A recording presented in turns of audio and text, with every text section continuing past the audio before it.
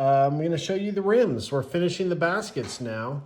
I did some weaving on them last night, and I want to show you 3 different ways to finish. I added this section here last night with this kind of crazy yarn. I also put, because I thought this might come unraveled, I put 3 rows of that artificial sinew right around the top, and that really locked it in. It really, really locked it in. And then I just took those spokes, that rope that was the spokes, and just cut it off really short. That's one way to do your rim. Just cut the spokes off. And you can leave them longer, you can do whatever you want, but I just thought that looked kind of cool. And this basket is not going to stand. This basket's going to lay on its side. The next one, the artificial sinew. Here's where I'm at on that.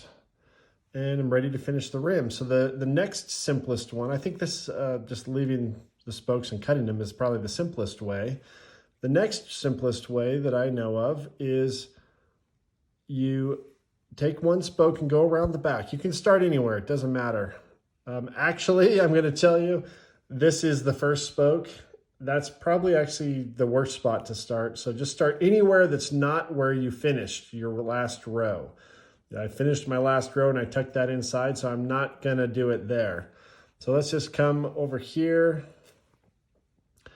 On the first one, you wanna go around the back and make a loop. Leave that loop there. Then the next one, just come around and pull it tight. The next one, pull it tight. And you can kind of see this effect starting here as you go around the rim. It gives you this sort of simple looping. Why do you leave a loop on the first one and not the other ones? Well, because when you get to the last one, the last spoke standing, it needs to go behind the first spoke. And in order to do that, you're gonna have to have that loop there. And then after you pull this one tight, you can pull your loop down. But I'm gonna go ahead and finish that off camera and come back to it and show you what it looks like when it's finished. Now the other way I like, I don't often use either one of those first 2, but the way I like, which is the simple, real simple finish. And again, I'm not gonna start here where my last row on top finished right there. I'm not gonna do that. Also, I want to point out, this is that pattern that I was talking about, where we did 2 rows and then we alternated the color, did 2 rows, alternated the color and did 2 rows. It gives you kind of this checkerboard or kind of a stair step sort of a pattern. And then I did a few rows of the solid again at top. Okay, so to finish this, we're gonna do exactly the same thing, but in the opposite direction.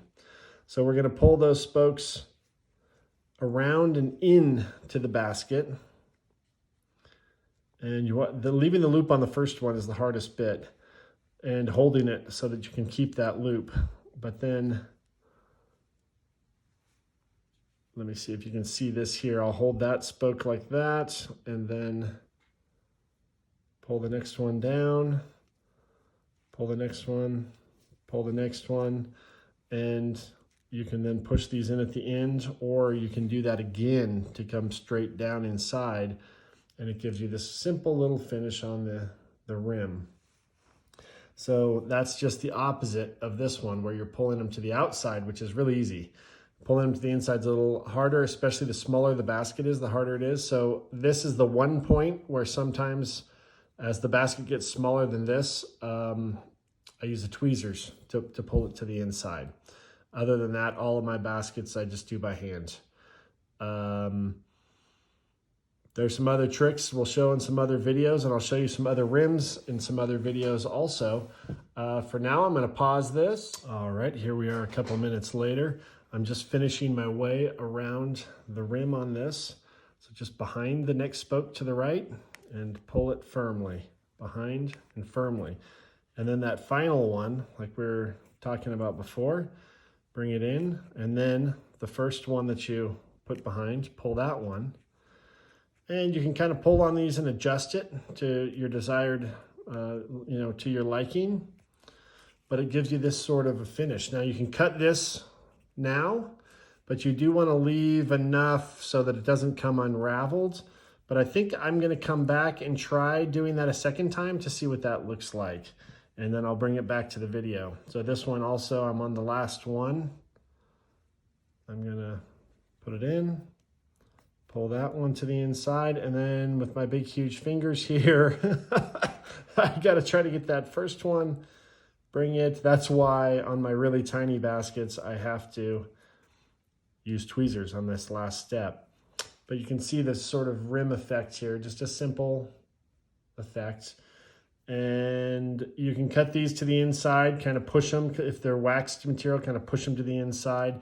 But I'm going to try to do this again, a second row of exactly what I just did. And then I'll come back and we'll see if it worked or not. And there they are. The baskets are done. Just to review, the simple one, spokes straight up. You can have them longer, whatever you'd like.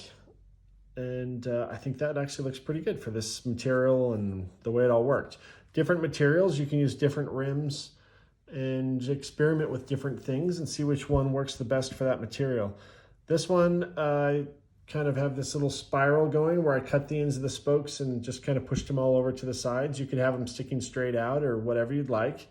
Try different things. I like this double effect though. You see where we did 2 rows of just taking one spoke over the other one, around and then around again. It's quite nice. I really quite like that basket. And this one is the same thing, but pulling the spokes to the inside as you go. And it gives you a bit more of a finish look on the rim. Now on the inside, you're gonna see the spokes on the inside. There's nothing you can do there. You don't want to cut them too short because then the rim can unravel. So you just kind of need to leave some there and you can kind of push them. If you have a waxed material, push them to the inside like this as you turn it, and that's about the best you're going to get with this type of rim.